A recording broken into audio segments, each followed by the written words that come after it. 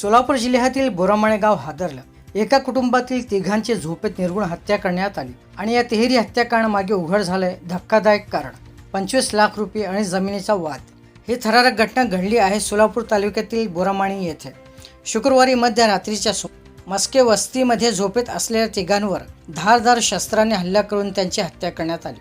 या हल्ल्यात गायत्री मस्के, प्रियंका मस्के आणि शिवराज मस्के यांचा मृत्यू झाला आहे. या घटनेमुळे संपूर्ण परिसरात भीती आणि संतापाचं वातावरण निर्माण झालं आहे. या प्रकरणी पोलिसांनी 6 जणांविरुद्ध गुन्हा दाखल केला असून रविवारी 5 आरोपींना अटक करण्यात आली आहे. मात्र मुख्य आरोपी शंकर उर्फ पप्पू मस्के हा अजूनही फरार आहे. मिळालेल्या माहितीनुसार मृत गायत्री मस्के यांनी उसने दिलेले 25 लाख रुपये परत मागितले होते.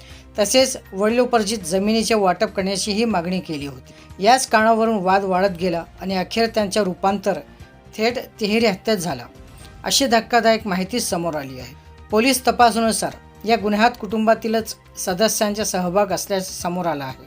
आरोपींमध्ये शंकर मस्के याची पत्नी, मुलगा, मुलगी तसेच इतर साथीदारांचा समावेश आहे. सोलापूर तालुका पोलीस ठाण्याचे निरीक्षक राहुल देशपांडे यांनी सांगितले की मुख्य आरोपीचा शोध घेण्यासाठी 3 विशेष पथक तैनात करण्यात आले आहे.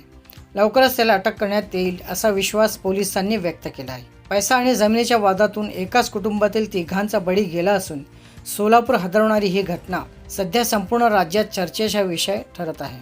काल दुपारच्या दरम्यान बोरामणी गावात हॉटेल नंदिनी जे आपलं हैदराबाद रोडवरती आहे त्याच्या पाठीमागे एक मस्के वस्ती आहे.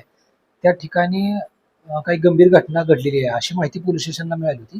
खात्री करण्यासाठी मी आणि माझ्या सोबतचा स्टाफ त्या घटनेच्या ठिकाणी गेलो. त्यावेळेस आम्ही लोकल म्हणजे स्थानिकांच्या मदतीनं खात्री केली घटनेची. त्यावेळेस त्या मस्के वस्तीवरती 3 लोक मयत असलेले आम्हाला आढळून आले. त्याच्यामध्ये गायत्री सुधाकर मस्के वय 40 वर्ष, प्रियांका सुधाकर मस्के तिची मुलगी आहे 17 वर्ष आणि शिवराज सुधाकर मस्के 15 वर्ष आहे. त्यांचं घरच आहे. त्यांच्या घरामध्ये ते मृतावस्थेत आढळून आले. त्या घटनेच्या अनुषंगानं आम्ही जी कारवाई पोलिसांनी करणं अपेक्षित आहे त्याप्रमाणे पंचनामा केला. मयत ज्या व्यक्ती आहेत त्या सरकारी दवाखान्यात पाठवल्या आणि अकस्मात मृत्यू दाखल केले. त्याच्यानंतर ते जी मयत आहे गायत्री सुधाकर मस्के तिचे भाऊ दिलीप विश्वनाथ चांदोरे हिची सासरवाडी आहे चंदकापूर, बसव कल्याण, बिदर, कर्नाटक राज्यातली. त्यांच्या तक्रारीवरून पोलीस स्टेशनला गुन्हा दाखल केला. गुन्हा रजिस्टर नंबर 244/26, BNS कलम 103(1), 351(2), 3(5) आणि आर्म ॲक्ट 425 प्रमाणे गुन्हा दाखल केलेला आहे.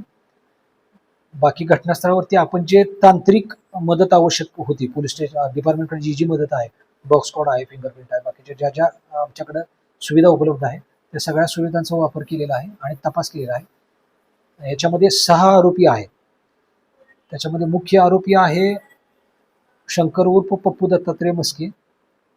त्याच्याशिवाय त्याची पत्नी आहे राणी, त्याचा मुलगा आहे धीरज, मुलगी आहे दीक्षा आणि त्याचा एक मेहुणा आहे.